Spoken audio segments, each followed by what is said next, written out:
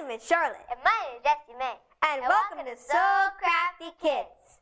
Here at So Crafty Kids, encouraging learning, creativity, and fun is number one. We'd also love it if you could join us on our crafty adventures and stay connected with us through Google+, Facebook, Twitter, and even Pinterest. You can even leave a comment on our blog or email us at SoCraftyKids@gmail.com. We love to hear from you. Bye-bye.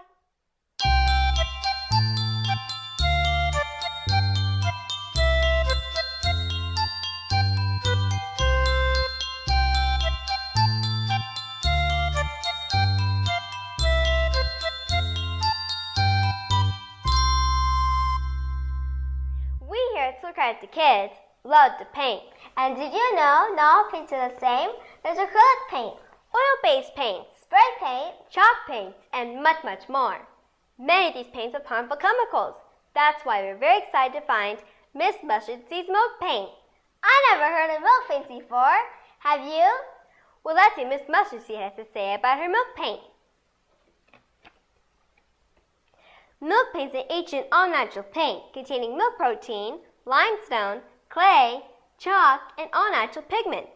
It is suitable for both interior and exterior applications and is naturally mold resistant. Milk paint provides a completely breathable coating and is ideal for painting wood, plaster, drywall, and a variety of other surfaces. It's environmentally friendly, non-toxic, and contains no VOC. What is VOC? Volatile organic compounds.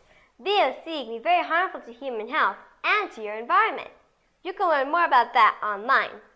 So, would you like to learn how to use this milk paint? Well, then let's get started. Mixing milk paint is not an exact science. It can vary with the amount of color and pigment and the humidity of the day. It's like baking bread or pie dough. I like pies. You want to keep adding water until it's just right. On the back of the bag, it says, mix 1 1/2 parts warm water to 1 part milk paint powder. But today, we're going to do 1 part warm water to 1 part milk paint powder. It's okay to experiment. So what you're going to do is you start mixing your paint and getting rid of all those powder clumps. Jessie May, isn't making milk paint so much fun? I think so. It's like if you're making your homemade paints.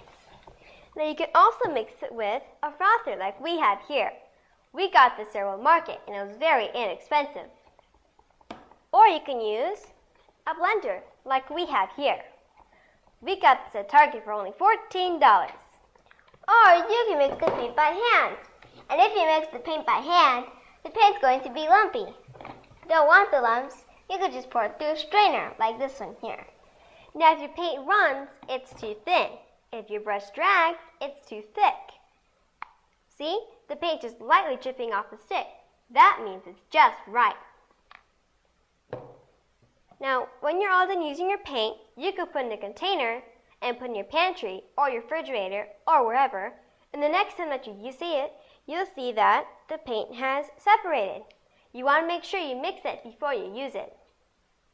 One thing I like about the milk paint is that the powder lasts forever.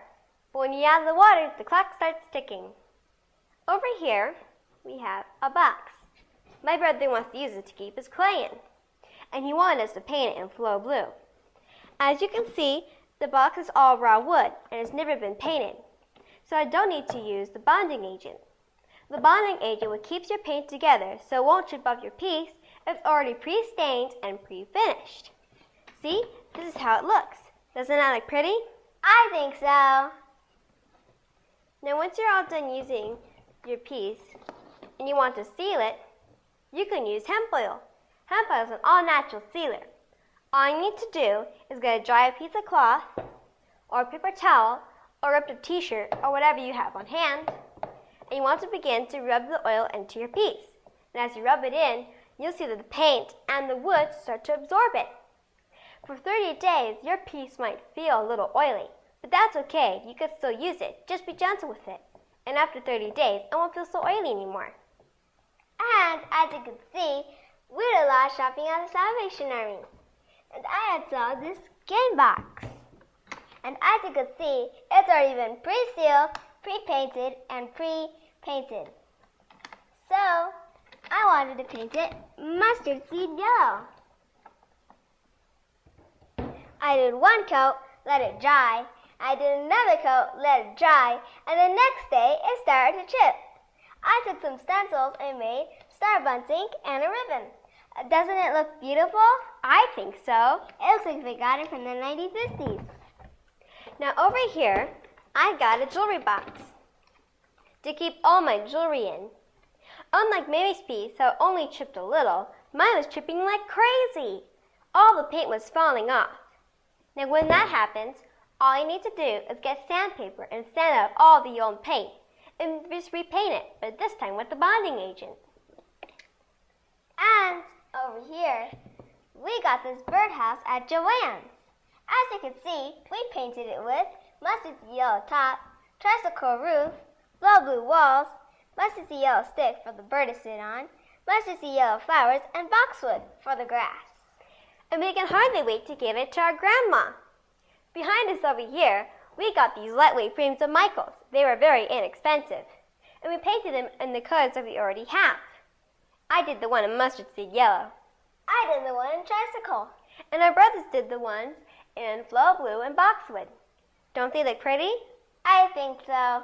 Now if you haven't used milk paint before, don't be afraid. There's many online tutorials that will help you along the way. Or you can go to Miss Mustardseed's blog. All you need to do is go to www.missmustardseedsmilkpaint.com. She has many tutorials there.